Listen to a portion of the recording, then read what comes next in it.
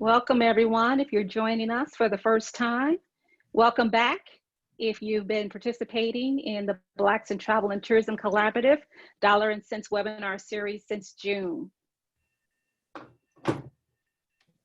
We're gonna wait a couple minutes to allow everyone to join us, and then we're going to engage in a dynamic conversation with some dynamic leaders.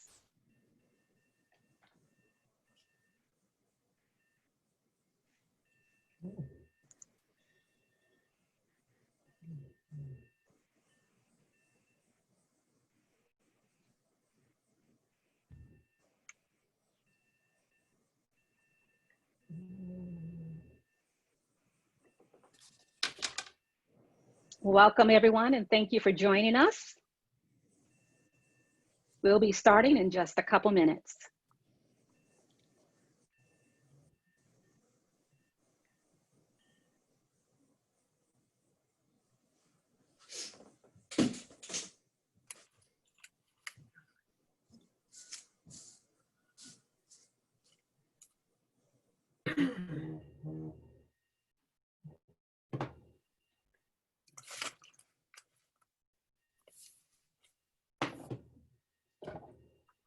Okay, we're going to go ahead and get started.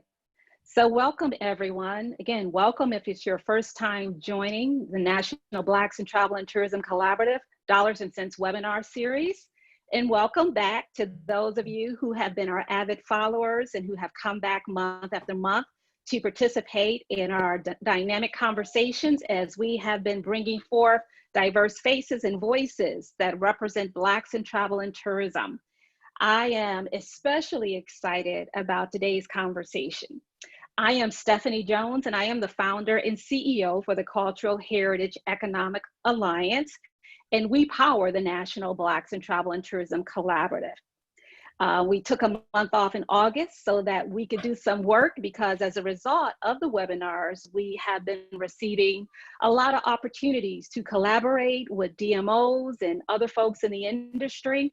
And so we are excited about some of the new ventures that we have recently launched, and we will be announcing some of those new programs and some of the events that we're going to be doing and collaborations as well.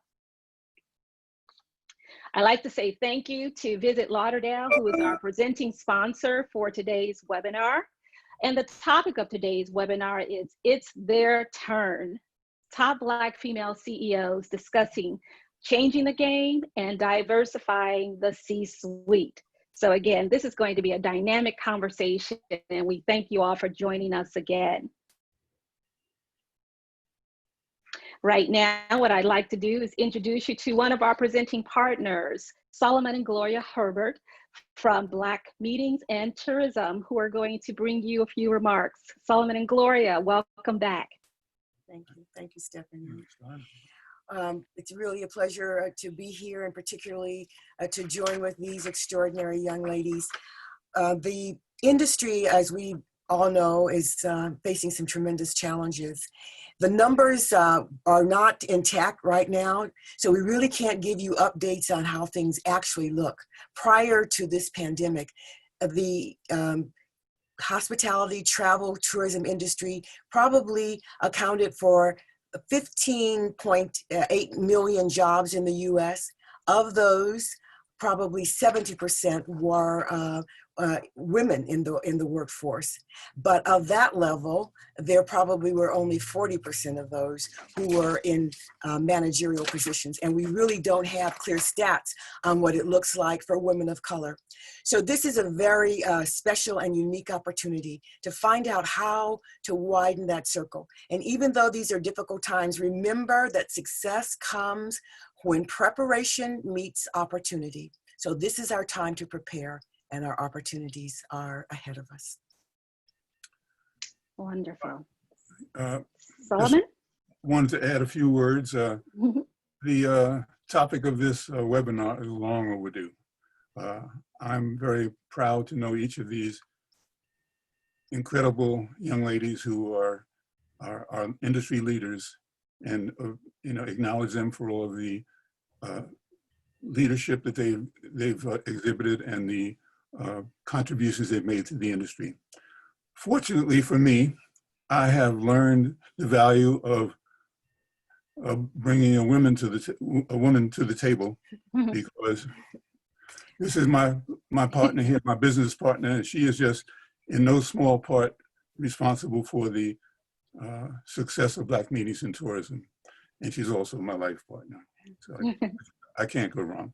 So I just want to thank you. I want to thank you, Stephanie, for inviting us to participate in this. This is a very important dialogue that's going to take place today.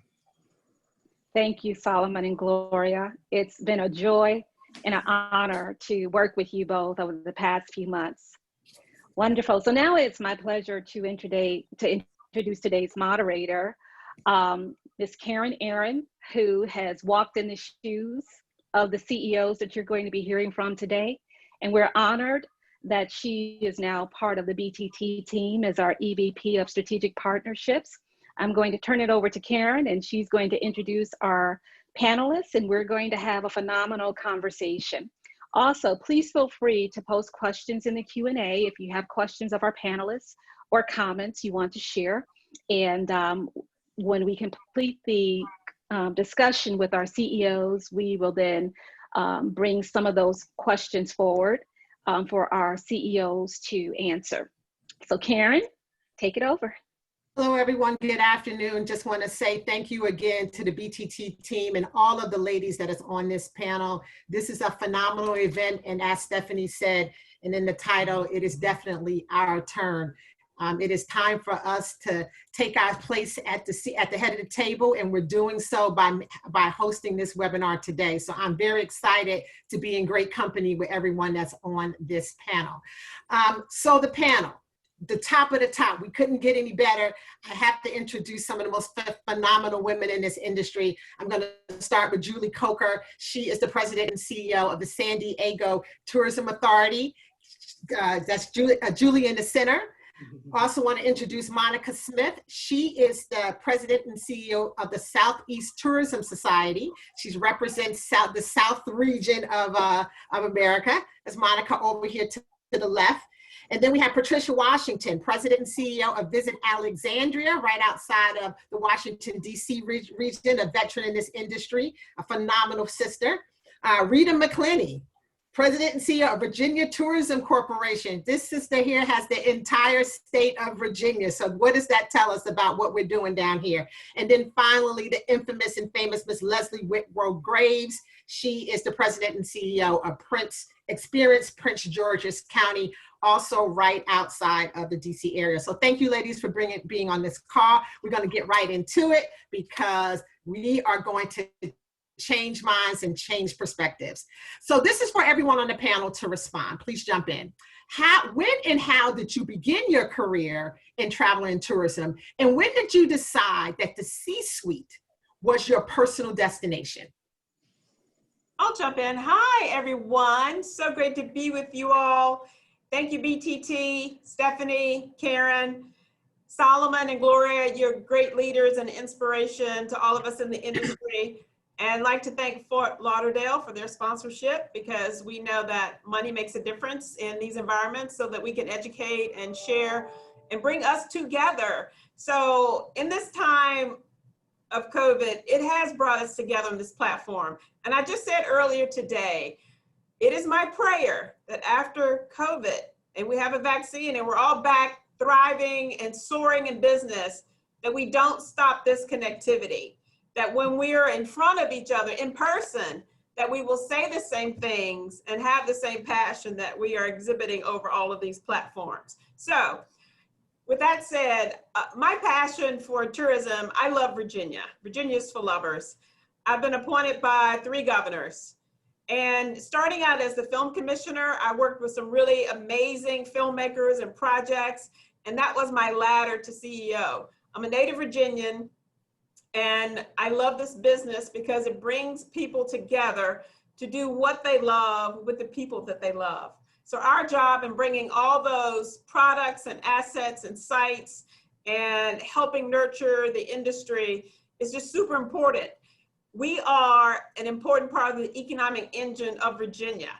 We're ranked 8th in the nation, and I should not be the only Black as head of a state tourism office, but here I am, and I'm a part of an industry where I have been on executive committees and boards, and will continue to advocate and be the leader who is encouraging others through internships and work assignments and, you know, cooperative ventures. So it really takes that kind of, you know, commitment and community service and all of that to continue keeping the voice. But serving as CEO is all about leading a team and bringing the passion to that, and the culture and the mission and the goals, and having the vision and building on that. So, yes. Absolutely. How about you, Julie? Tell us about your journey to the C-suite through your years of experience. Thank you, and thank you to BTT, and certainly you, Karen. It's always great seeing you. And Saul and Gloria, thank you for everything that you've done for our industry. And I can say this, and I'm sure all these ladies on the call would agree, you have supported us when no one else has supported us. So thank you so much for always covering our careers and giving us the recognition that we think that we deserve. So, you know, for me, it really started right out of high school. I was interested in hospitality and tourism early on, when you could be called a waitress. Now, of course, we have that fancy name of server, and then decided to pursue a career with Hyatt Hotels for about 21 years, and had the good sense to really move around with Hyatt. I worked in 8 different hotels during those 21 years. It then landed me back onto the East Coast, and had the opportunity to serve on the board of the Philadelphia Convention and Visitors Bureau, and then eventually joined their great team 10 years ago, 2010, and then decided to make the trek across country, actually in the middle of COVID. And so here I am in San Diego as the CEO. But honestly, I remember in my Hyatt career as a corporate trainee talking to the general manager, and we were going through a P&L statement, and his comment was, "Oh, you don't have to worry about that," which kind of rubbed me, of course, the wrong way, because, you know, are you saying that because I'm a female, that I don't have to be concerned about numbers? And at that point, I knew then that I wanted to be a GM, and more importantly, mastered the P&L. And so from there, have always just, you know, never really placed limitations on myself. But I also had mentors that I was able to see and look up to, and Valerie Ferguson and Gail Smith-Howard. So I knew that that level of achievement was certainly possible, and have had some really good mentors along the way to coach and encourage me, and of course a family.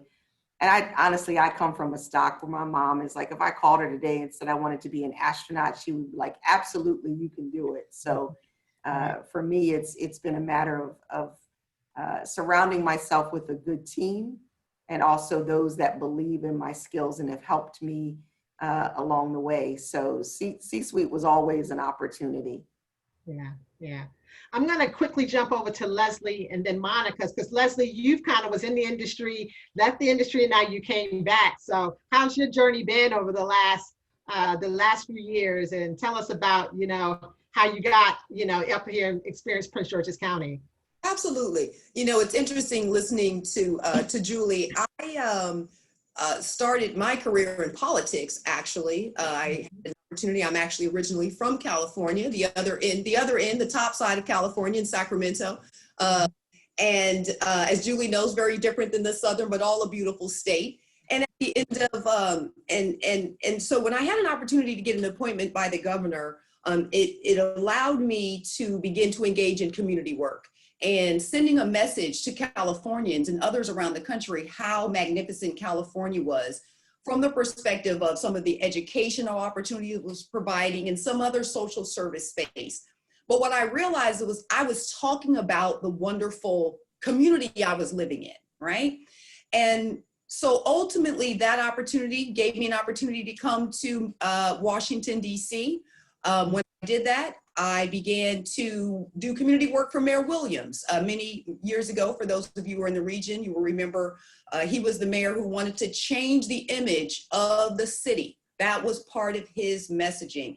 And I had an opportunity through doing community affairs with him to really learn how to do that when an opportunity came up in the tourism office, I said to him, I really think this will be a good place for me to go continue your message outwardly, not just internally or developers, but outwardly, so that everybody knows DC is not just the memorials and the monuments. It's a fabulous place to come visit. So I had an opportunity in 2003 to come over to what was then the Washington Tourism and Convention Center. We changed that name because, as you see, it's a mouthful. And over a course of doing a branding effort, it became Destination DC. So I'm so proud of being a part of that transition and the voice that people now carry when they talk about Washington, DC.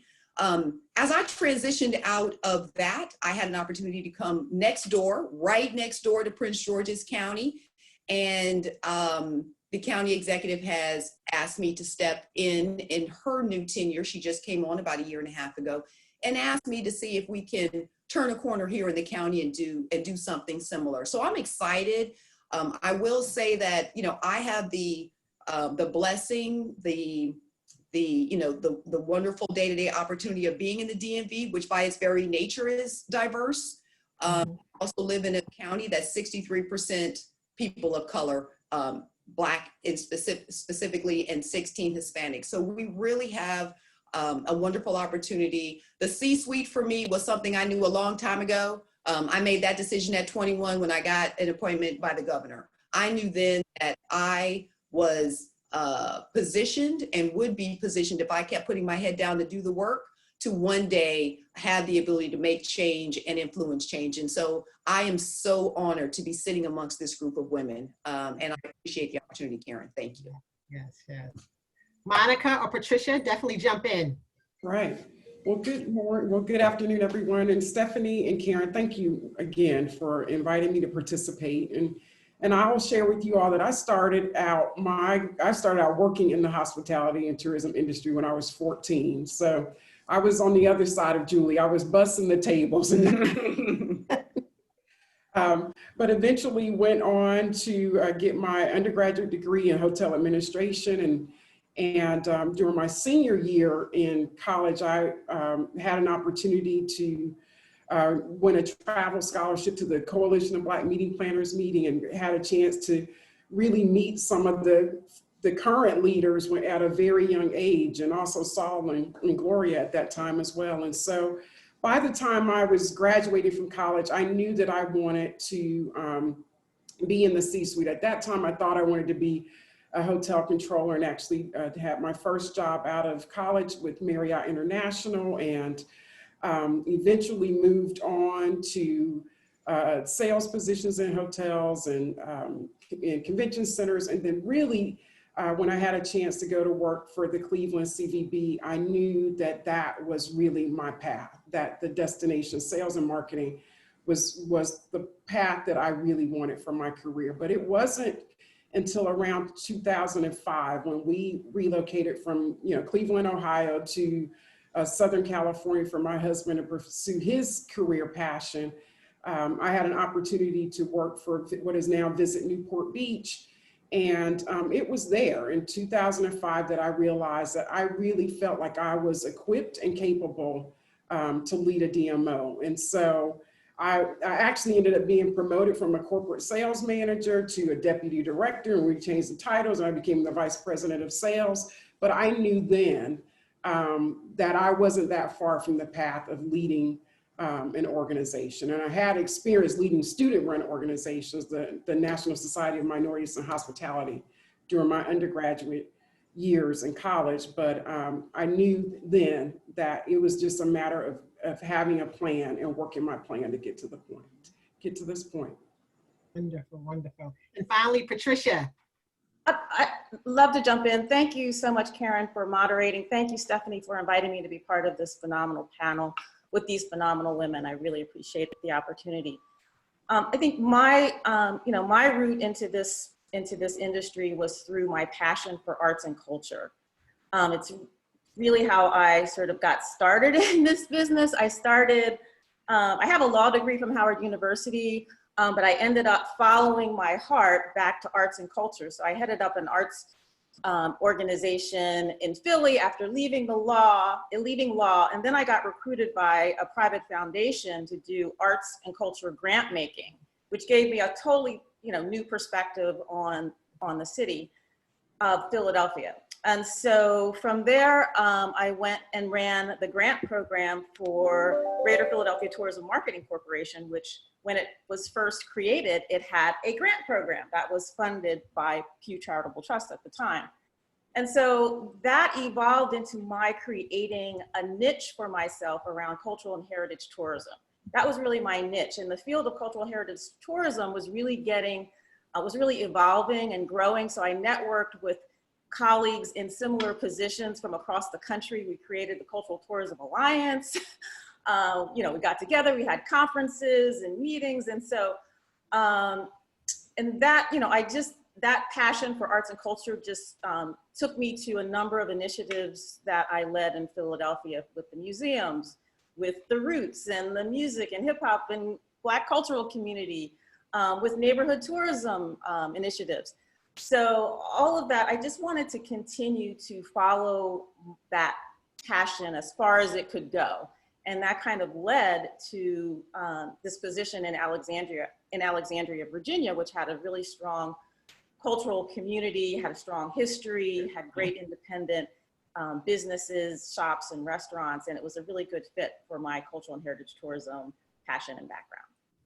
Wonderful, wonderful, wonderful. This is all exciting stuff. Thank you, guys. So let's jump into challenges. Rita, specifically for you, what were some specific challenges that you encountered along your pursuit for the CEO suite? What did that mean for you during your journey, and how did you tackle those? I must say that the journey to the office was relatively smooth.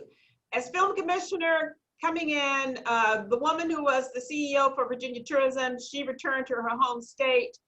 The governor asked me to step in on a basis of, until they conducted a national search, and I became the national search right here at home. So I will say that looking at the organization, breaking through on contracting, bringing in diversity into our vendor base, looking at the marketing, bringing my voice to the marketing. You hire an ad agency, they're the pros, they have their business as usual or their vision. So really inserting my vision into the voice of marketing of Virginia's for Lovers.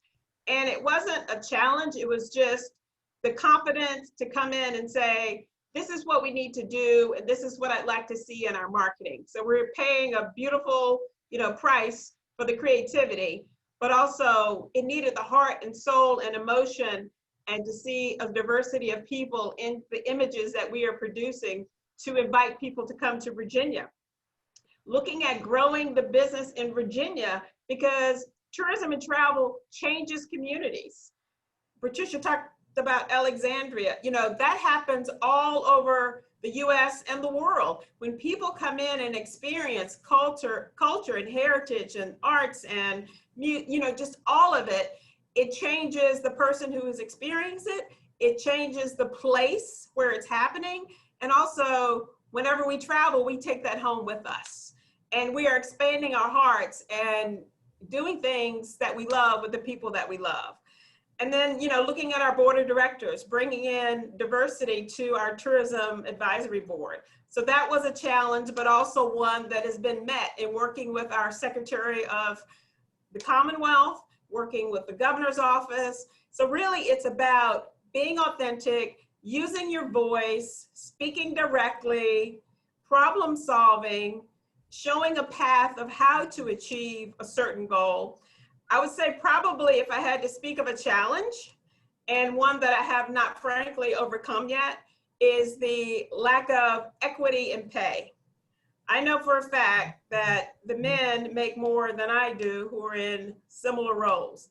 I know for a fact that there are agency heads within Virginia government that make more than I make, but look at the results of a $26 billion industry that I am managing in a $28 million budget. So I have written plans, I have negotiated. I have shown equal, equitable examples. I still have not overcome, because I think probably what is required is to have a contract and someone advocating on your behalf, instead of me having to advocate on my behalf when I'm appointed by someone who is political. So it's been a difficult place, but I'm not going to stop.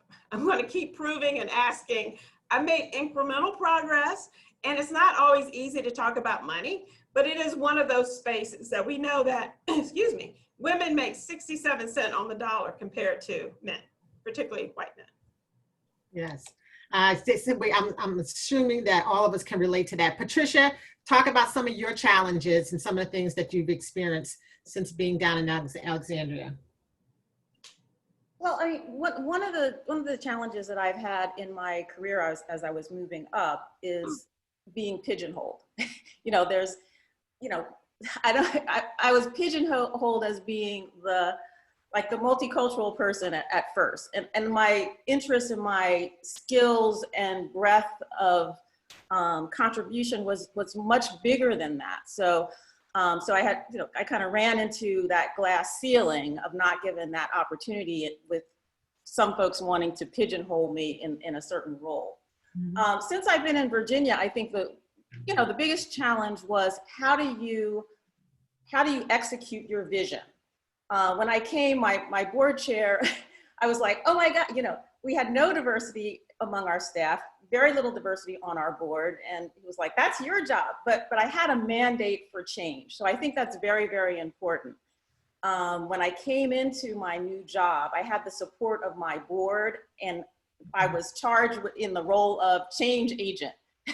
So when I had to do reorganizations, when I had to put together a staff that could put in place the vision that I had for the organization, I had the support and backing, and I had the support of the city of Alexandria, which also, like Philly, valued the diversity and inclusion. And in fact, you know, has hired a equity and diversity officer, and has put a lot of our council and our city manager have very strong values around diversity and inclusion, and use that as a lens for policies and funding. But I'll end by saying this: we went from 0 to 80 in terms of our marketing campaigns and the diversity of our marketing campaigns.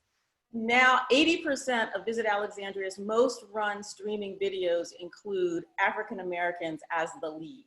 That's 8 in 10. 83% of our print advertisements include Black representation. 50% of our digital banners include Black representation. And 100% of our top 5 paid social media posts has Black representation. So we went from 0 to 80%, and it's just part of how we execute a high-performing organization. Right. Monica, do you want to jump in real quick? Sure, I'm happy to jump in. And so, I mean, besides just the racism and sexism that we've all dealt with, let's just get that out. We've all dealt with it at some point or another, especially as you are trying to rise, you know, in the ranks and to an executive level. You know, one of the things I found that was unexpected for me, because we often tell young people, get a college degree and get a good education and get experience. And I found that there were positions where I was not either hired or had resistance because of the fact that I graduated from an Ivy League university. And so folks felt threatened by that. And so at times in my career, I had to kind of downplay that achievement to not be as threatening in getting leadership positions and taking leadership roles, which, and I know that might sound crazy, but I think, as more and more people have dual degrees, that might be something we are going to have to deal with and may face in our careers. And so I just wanted to share that. The other thing I would say in terms of challenges is most of the opportunities I've had have come with organizations that were in some kind of transition or needed to make organizational change. And so here I am coming in trying to restructure and get people to change direction, change practices, change procedures. And so there's always been a challenge in kind of managing that and getting the level of trust when leading teams through change and through crisis. And so just having the ability to handle that diplomatically and with thoughtfulness in the way that we're leading people, I think has been a challenge. But also during environments in situations like that, I found that, I have a set of personal values and ethics that I have had throughout my life. And there are times when, as a leader, whether a manager or director, VP or CEO, you may get tested on your values. And so, but I've just found it has always worked out best for me when I followed in my heart to be a woman of integrity in the way that I manage the business and the way that I manage people. Well said. So, just wanted to share those as might be some unique things that I've experienced in terms of my career path. Well said. Thank you so much, Monica.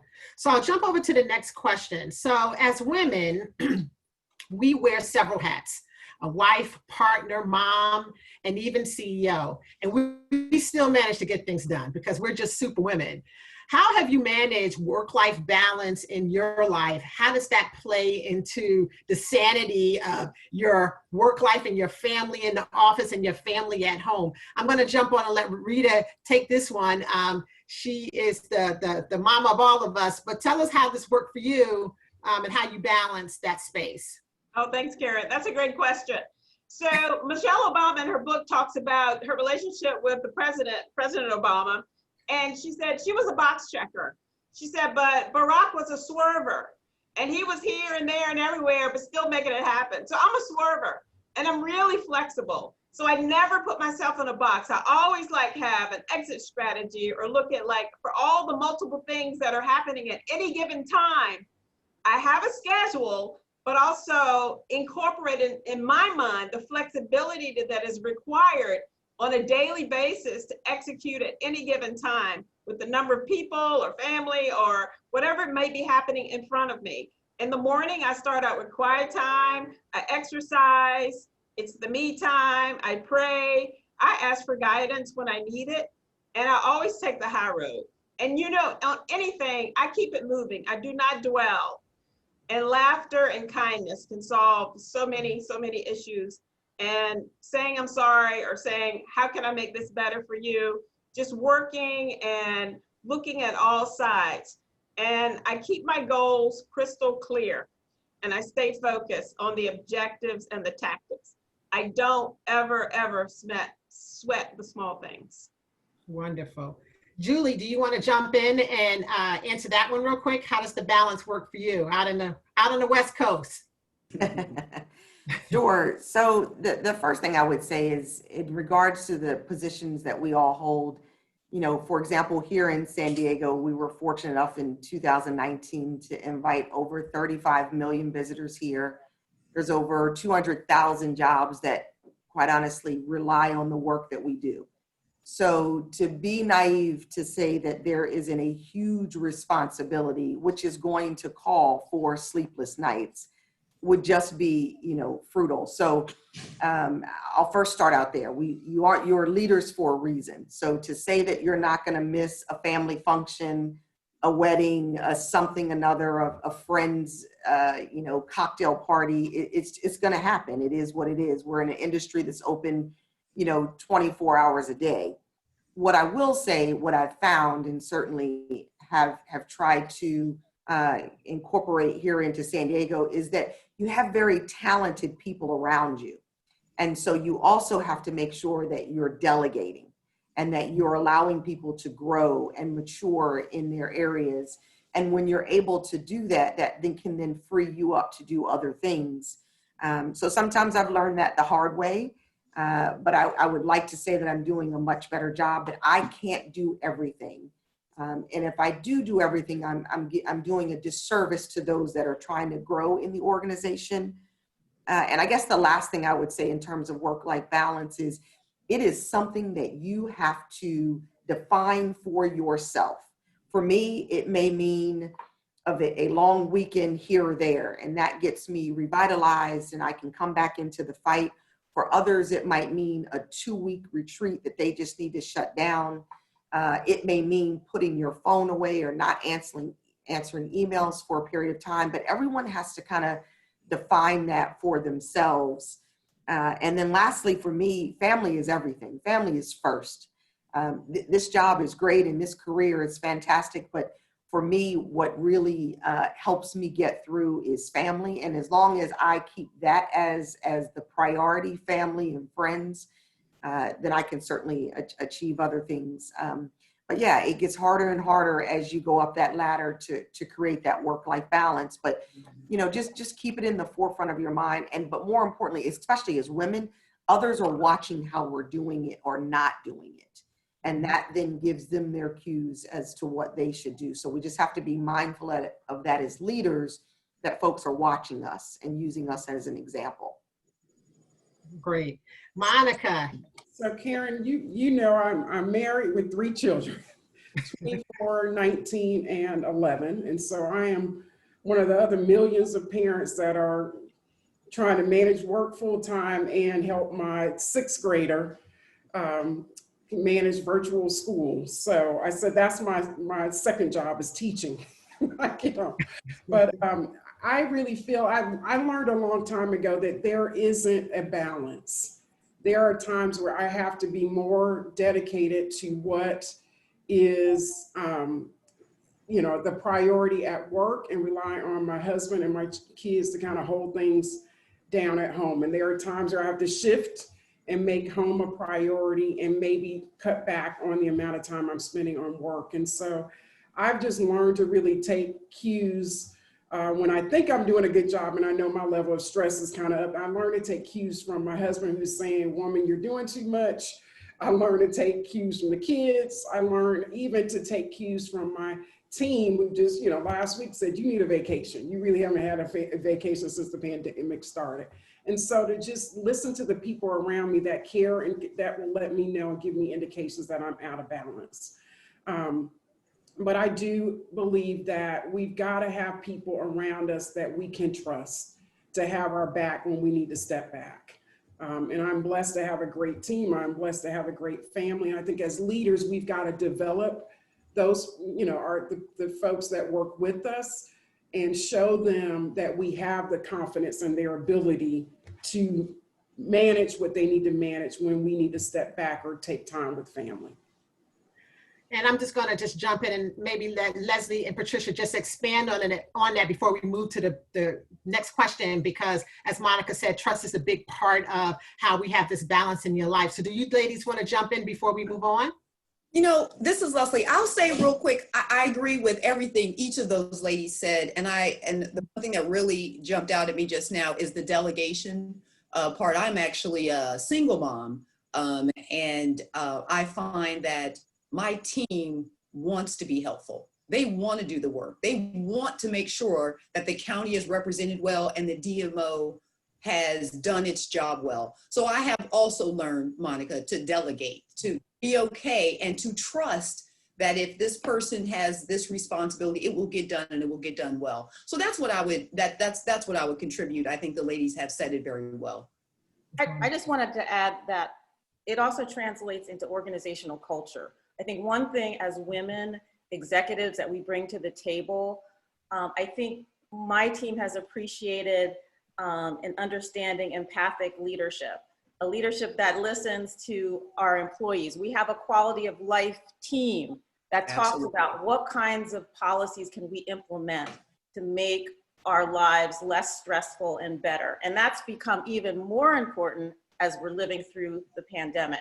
Mm-hmm. So I think it's an opportunity to bring the importance of balance and quality of life into our work culture, because we don't have to do it like the guys do. We can have a much healthy work culture by, by the awareness that we bring and by being who we are and bringing some of that healthier culture and balance into our work organizations and culture. Great, got it, thank you. And I just want to mention to everyone on the call, Rita had to leave us. She had a board meeting today, so talk about work-life balance, but we definitely appreciate her for being a part of this panel. So I'm going to jump into, we have a few more questions, and then at the end of this, we're going to leave some time for Q&A. So I want to pose this question to Leslie and Patricia. So as Black female leaders in travel and tourism, what strategies are you using to improve or increase diversity, equity, and inclusion within your organization and multiculturalism in your marketing? Some of you spoke about how that you've used that space in your marketing efforts, but how do you use that inside the organization? Patricia? Well, when it comes to board recruitment, we have, we look at a grid of diversity factors when we're looking at how do we cultivate and bring on a more diverse board. With staff, I think it's important not always to look at non-traditional backgrounds and careers. So our digital marketing manager came from the DC school system. He was doing websites for the DC schools, but now he heads our website, and he's our digital marketing manager. He didn't have a traditional course. And then we've hired a lot of people who started as volunteers. So it's being mindful of creating a pipeline and utilizing the relationships, diverse networks to create and open up access and a pipeline for talent on the staff level, on the board level, and to continue to do that. Absolutely. Leslie, you Yeah, want to yes, I would second that. I think what Patricia said is exactly right. And as a DMO, just next door to her, I think we've been looking at the same sort of understanding and approach to our board. So what we have done since I've come on board, we've reached out to our community college, by example, who has a very strong hospitality culinary arts program that's tied directly into our high schools. And its career program. And in doing that, what it's allowed us to do is to, as Patricia is talking about, create a pipeline, but it also allows us to expose other women of color who are in leadership roles to the board of directors and allow them a position that gives them a voice as well. So we've been sort of trying to multi-tier it. As we do that, we also look at other board members and what they're doing. So by example, we have made sure that we have Hispanic representation on our board of directors. It's a large community here, and we want to make sure that they see themselves. So our Tanger outlets, our only and tremendously popular outlet, is run by a Hispanic gentleman who is actually from Colombia, South America. And so he brings an entirely different notion and thought. So he's tremendous to work with. And so we've been really approaching it from that perspective. From a marketing perspective, we recognize that we needed to make some changes when I came on board. I'm not sure, I don't recall which lady said it a moment ago, but when I came on board, we had an ad firm who was doing our ad buys, our placements, our creative. And when I looked at it, we weren't in any of them. It was just amazing, but they were part of what their sell to our organization was they were here in the county. They understood and knew the county, but when they presented imagery, it actually didn't show the county that I understood was here.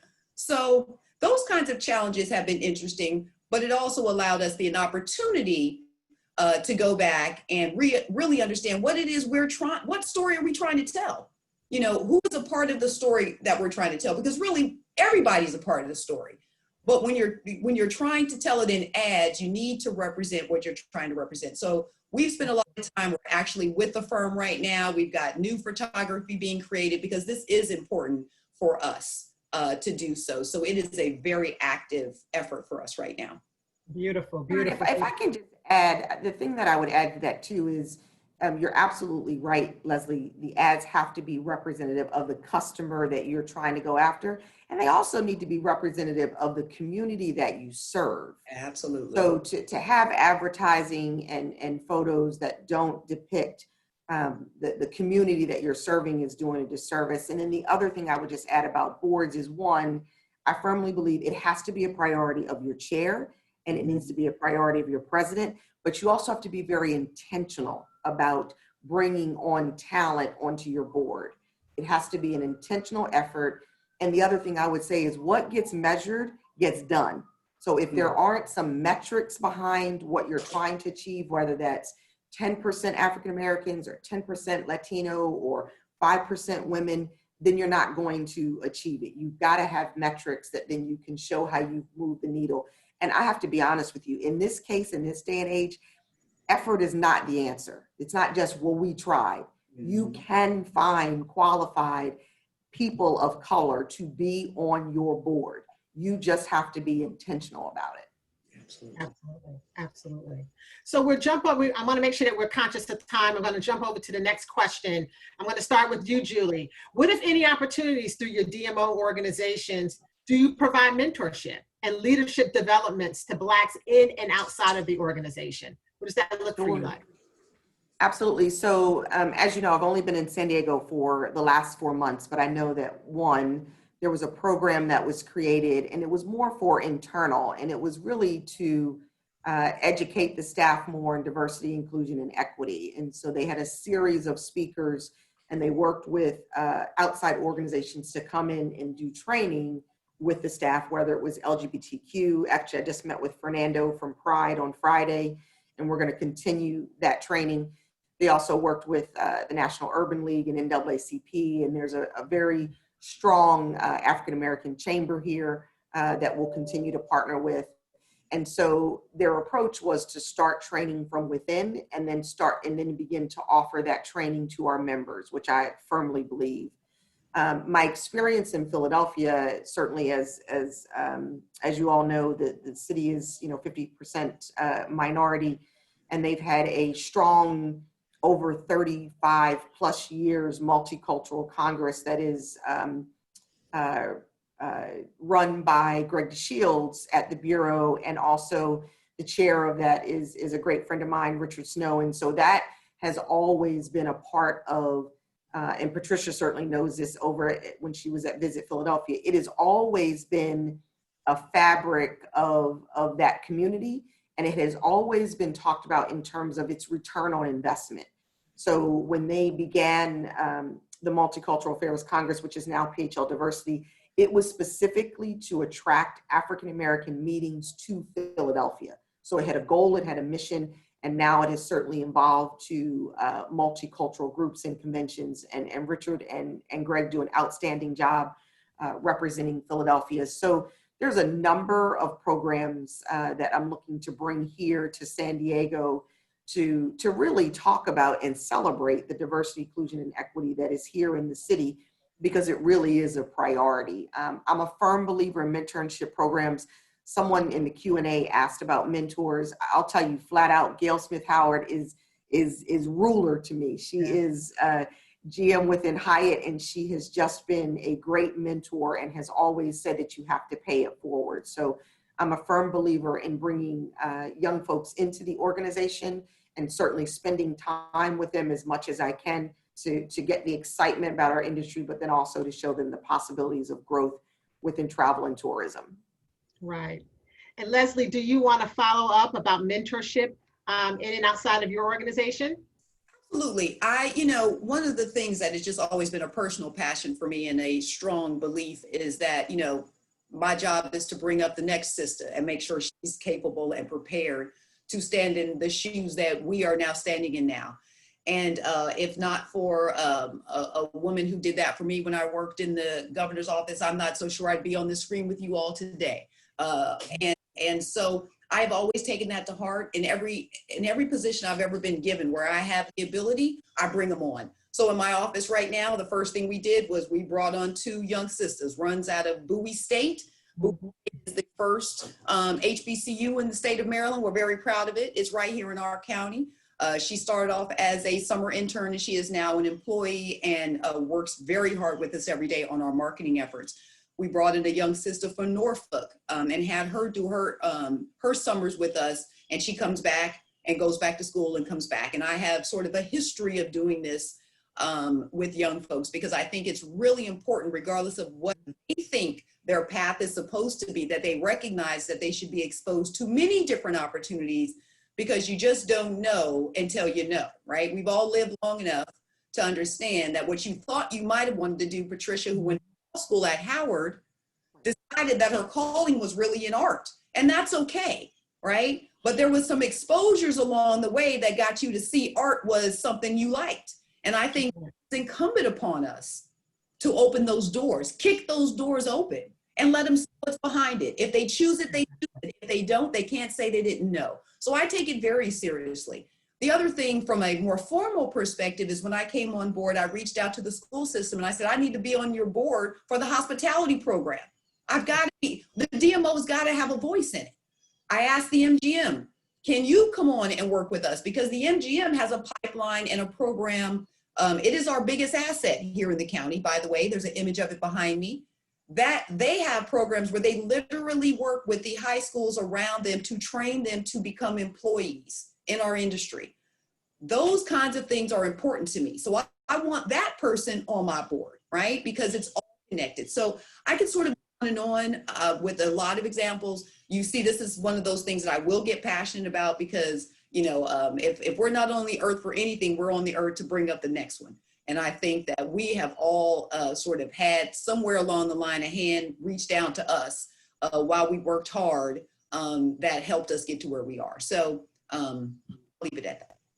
I'll say that before we move on to the next question, I just want to say definitely shout out to Gail Smith Howard at Hyatt. Gail hired me right after 9/11 when I was down in Crystal City, and she is an icon in this industry. So if you do not know Miss Howard, I'll tell you, you're missing out on a gem because she has always been an advocate for supporting each other, supporting women. So I'm glad to know that you all know her as well. So we're going to go to our last question, and this is for everyone to respond.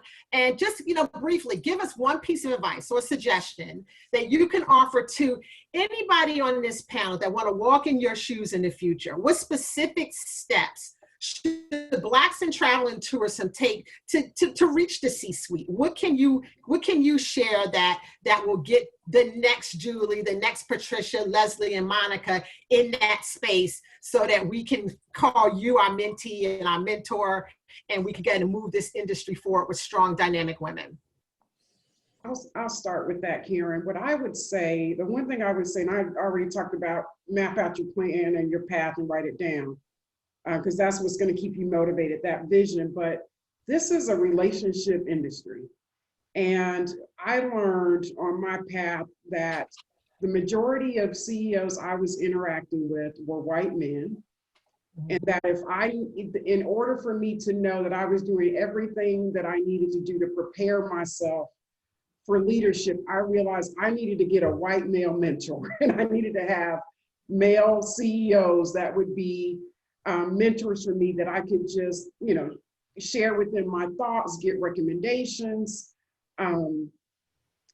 talk about their strategies, you know, with jobs and how to prepare for, you know, interviews and things like that. And so it's so important to get someone in leadership to mentor you that can tell you about the nuances of going through the hiring process or the professional development process that you may not be taught in a class. And I think it's also important to know that we can be mentored by our peers. And so I've had a great group of ladies that we kind of started out in similar positions when we met, and we've all advanced to the CEO level and been able to support each other through changes, through job transitions and all of that. So the mentorship is really important. And I'm glad that we've had a lot of discussion about mentoring young people, because I feel very blessed in my role here with STS that I get to work on my passion every day, which is not only supporting leaders, tourism leaders in the Southeast region, but also preparing to develop the next generation of tourism leaders. And so it's important that we lend our expertise and, you know, what worked and what didn't work for us so that we can help the next generation come up and be successful. Got it. Anyone else real quick? Leslie? You know, my path, you know, I feel like you got to put your head down and work hard and don't worry about who's watching. You know, I mean, you know, you never know who's watching.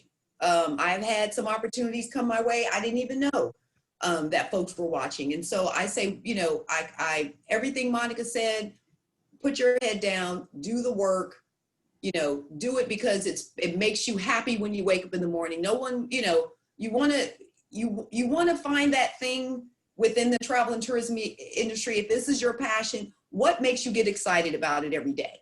Because that is going to make sure that if you're excited, you'll come in and do a good job. If you're doing a good job, to Rita's point before you left, you still may be challenged with the money, but in terms of being at the table, getting the respect to be at the table, getting your voice heard, you can get there. So I say, do the work. Do the work. Patricia or Julie? Oh, I just want to talk about where we are in terms of Black Lives Matter and how do we leverage that, because our voices are ever more important and our perspective is ever more important. And one thing I wanted to share was how we're working so closely with the Office of Historic Alexandria on telling a broader, more inclusive story, and doing that hard work. We have an equal justice initiative that's tied down to the museum in Alabama to talk about lynchings, how to incorporate African-American history in a dynamic new way at this point in time when people really want to engage in it. They really want the real, true story and history. And so we're fortunate in Alexandria to have Audrey Davis, who heads our Black History Museum, to have the new museum on the mall, these resources to help us, tell our story, tell new stories that haven't been told yet. and it's about product development. And a lot of what my career has been about has been product development. I think that's what I talked with Solomon about way back in my career, was developing experiences that don't exist yet because no one has invested in our experiences. Mm-hmm. They've erased our experiences. They've built gas stations, highways over our experiences. And now we're in this inflection point where we're developing these new experiences and new ways of telling our story, and everyone's interested. People are interested in that. They want experiences, but it's really hard work. And fortunately, we have some people who are experts and can help us partner in doing that. So that's the last thing is let's make our voices heard. Let's make our stories heard. Let's take advantage of this quickly and address what Patricia just said. You're absolutely right. And I'm smiling because there are several opportunities and programs that are underway to do exactly what you're saying. BTT, we're actually launching a technology next year called Culture Unsure that's going to showcase Black and Brown tour operators that tell Black history and cultural heritage throughout the US. So we want to make certain that we are able to reach every Black and Brown tour operator in each of your destinations to make certain that their tours in Black museums as well are included on Culture Unsure, so that people who want these experiences won't have to search for them, but they'll have one designated location where they can find all of this rich history, culture in one location. So I want to make certain that I connect with all of you so that you can connect me with those Black storytellers and museums in your destinations. Okay. Wonderful, wonderful. Wonderful. So, any final thoughts, Ms. Coker? Your one piece of advice. Yeah, I would say, just always take chances. And I say that, having moved in the middle of a pandemic and, left a city that I love dearly, there's always a reason for it, right? So it may not have been clear. Certainly I had a great relationship and had an awesome team in Philadelphia, and certainly a city like San Diego is very much sought after. But I could have very easily chosen to stay in Philadelphia and continue on. But there was something inside of me that felt like I needed to do something different. And an opportunity came about for me to take advantage of that. So I would say, always be looking for, go inside yourself, right? And that little voice that says that it's time, and don't be afraid. Don't don't hesitate, go with it and trust what your gut is saying to you, because it got you to where it is. So continue to listen to that little voice inside of you. Wonderful, wonderful. Well, this has been phenomenal. I'm going to turn the session as we close out over to Stephanie. There's been quite a few questions that came across the chat line. So Stephanie, if you want to go through some of those, and then so we can conclude on time, but this has been an amazing event. Thank you, ladies, for being a part of it. Thank you, Karen. Thank you. Thank you so much for moderating. Yes, ladies, thank you so much for having this dynamic conversation. And actually, as I was watching the questions come through, it appears that the conversation covered many of them, but there are a few that I am going to bring to you, okay? So this says, it's great to hear that more people of color, and specifically African Americans, are being represented in marketing campaigns.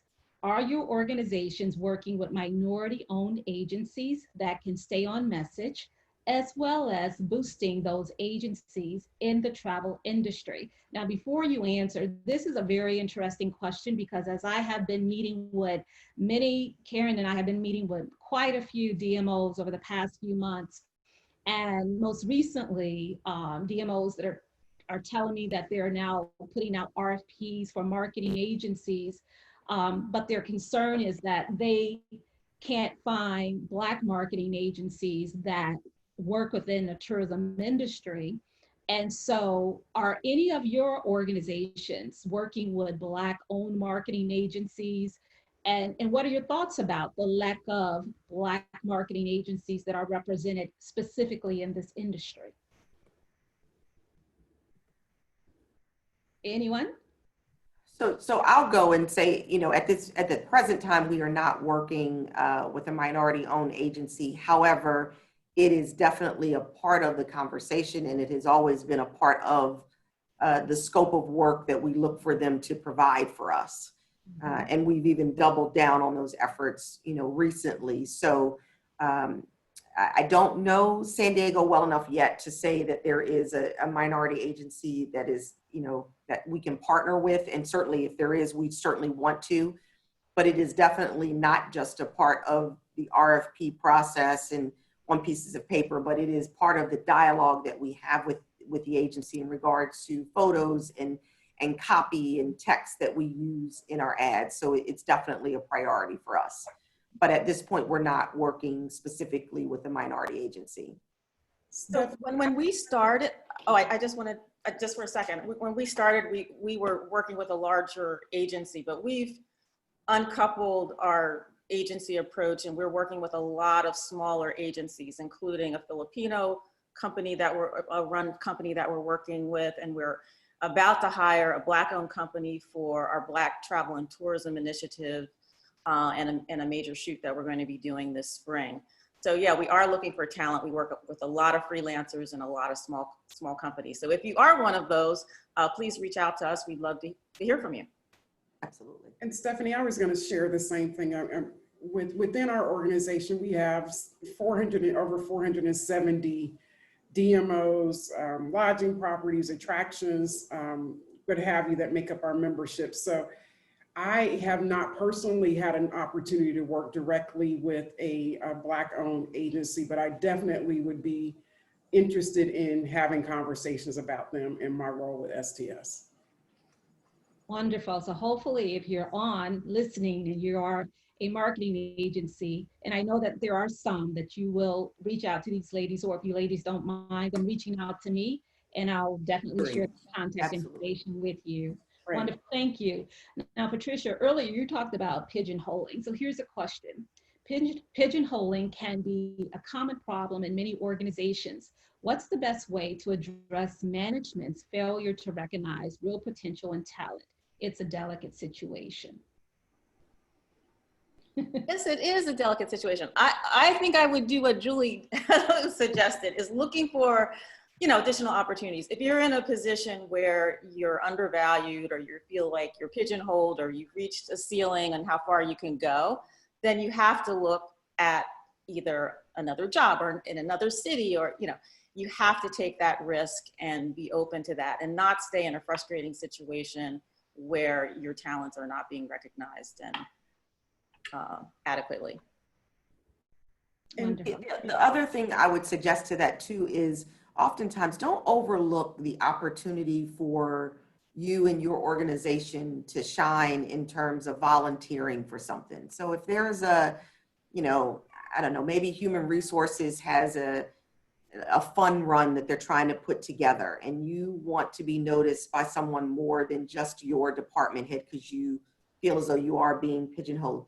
Those types of opportunities in your organization get you exposure to more than just your department head. And so sometimes that can get you to the person that, can certainly help you, but it also allows people to see a different side of you. So taking advantage of some of those opportunities. But I agree with Patricia, at the end of the day, you have to decide, is this the organization for me? If my talents aren't being recognized on a more, global level. And Julie, I'll add to that because one of my suggestions, especially particularly to young people that are looking for leadership opportunities and may not have it at their jobs in their current positions, I recommend looking at an opportunity to serve on the boards of either the industry associations or a local nonprofit organizations, and give yourself an opportunity to lead a committee or a team on a project so that you can bring that experience, add it to your resume and also bring it back to your leadership to show your capability to handle additional responsibilities. Awesome, thank you. And what you all just said may also answer this question. Can you speak about the transition from director, VP, into the C-suite? What tips can the panelists offer to achieve this status? The nature of your relationships with especially if it's internally, if you have an internal promotion, those were some of the most difficult transitions I had because it was hard for my peers at times to accept that I was now, their leader. And so I think you have to be prepared to give people grace in that process, but you have to draw the line and that your role has changed and step into your role. If you waffle on that, you will be unsuccessful as a leader. And then I think as a CEO, you've got to understand that while we are responsible for the entire organization, and we need to know what's going on in every, department or division under our authority, we don't have to know everything. And some of the things that, it's best for my VPs to know that information. And not necessarily me, because especially when it comes to employee issues, I've always shared, if you skip your manager and come to me, then we got a whole nother problem. And so I just try to really encourage people to use the chain of command, and we have to hold to that sometimes to kind of keep the organization functioning the way it needs to. So I know that's a kind of weird answer, but sometimes I don't need to know everything. My managers or VPs need to know and handle it and bring it to me if it escalates and they can't resolve it. Leslie, did you want to add to that? No, I think Monica just captured what I wanted to throw out. So that was great. Okay, great. So a couple more questions. This one is interesting. It says, are there pioneer female hospitality or tourism industry leaders that should be mentioned and that have inspired you and whose shoulders you may be standing on and extending their legacy? I am a legacy of Didi Geis, who ran the Greater Columbus Convention Center and hired me. And then she went on to Philadelphia to lead there and then also in Jamaica. So I'm definitely standing on her shoulders. Awesome. Anyone else? Go ahead, Judy. No, I was just going to say, I mentioned Gail Smith Howard. I would also mention, Valerie Ferguson. And certainly, being in Philadelphia, Amina Young was a pioneer in terms of being one of the few African-American female presidents of a convention center, even here in San Diego. Carol Wallace, who, I've certainly had the opportunity to hear about. I'm certainly looking forward to meeting her, but women like that who went before us and I'm sure busted down many doors to open up the doors for us, certainly are commendable and much respect to them. Yeah. And I'll just get and just say, I'll even say that Cheryl Kilday, who is out of Myrtle Beach, she was my first CEO that kind of transitioned me from hotels into the DMO industry. And also to Patrick Kaler. I talk to Patrick often. He runs the greater Buffalo CVB, phenomenal individual, well seasoned. So I think that, yes, there's plenty of folks out there that can help propel us in the direction that we want to go. So I definitely want to mention those two. Thank you. The final question I'll pose. It says, looking at pay disparities between women of color and men, and especially white men, what advice do you have in negotiating for more equitable pay? Have you had any personal successes in bridging that gap pay in your past or current role? I'll throw this out, and because I know that others have some more solid advice. The thing that I would say is, first and foremost, you have to know your worth. That's the first thing. I think oftentimes, whether you're a male or female, asking for money, what do you think your worth is? What have you done? What are your list of accomplishments? And put out there why you think you deserve X. And then from there, pursue that. And I think sometimes, especially as women and of course, as women of color, we have a hard time talking about I. We often do, well, the team did this and the team did that, and that's great. But when there is a time that it needs to be, I led this initiative or I did this initiative, and as a result, I think I should be compensated X. And I'll be the first to say it is an uncomfortable conversation and certainly not easy, but it is definitely one that women, especially women of color, have to get more comfortable with, and we have to ask for what our worth is. Absolutely. Anyone else want to chime in before I give final thoughts? Just that, I have different mentors for different purposes. And one of my mentors was like an HR person for a corporation. So when I was negotiating my contract, she looked at it, and looked at different points that I needed to look at so that I got, I think, a fair contract. And I got certain things given, the difference in the economies and, Philadelphia versus other places. So, just in terms of negotiating contract, just think about the dollars and cents and, have people that you can fly things by. So it's not just you and maybe your family members, but some other people in your network that can help. And this is Leslie. Only thing I would add to what both of those ladies said, because I agree 1,000%, is the last piece is know your market as well, right? You could be asking for a number that is not reasonable to what that job pays in your market. It might be reasonable to what it pays in Julie's market or in the Philly market or the New York market. But I can tell you that even for me, what I was able to negotiate through salary when I was in the District of Columbia working is astronomically higher than just coming 10 miles, south, being in a different jurisdiction. And so so now my numbers I can't look at what the market was in DC and compare myself. I have to look at where I am and what that mean. And so I just wanted to add that piece to it too, because it's an important layer. Wonderful. Awesome. This has been a phenomenal conversation, ladies. And I want to say thank you to you, Karen, for moderating. Thank you, Patricia and Monica, Leslie, and Julie and Rita, who had to leave us earlier. Also, I want to say thank you to our presenting partners, Visit Lauderdale, as well as Black Meetings and Tourism. And thank you to everyone who tuned in to hear from our leading lady and all of our CEOs who are doing phenomenal work in their destinations. And I'm looking forward to continuing this conversation online and offline, because we have to make certain that we have a pipeline of future leading ladies, CEOs in this industry. So I thank you all so very much for tuning in.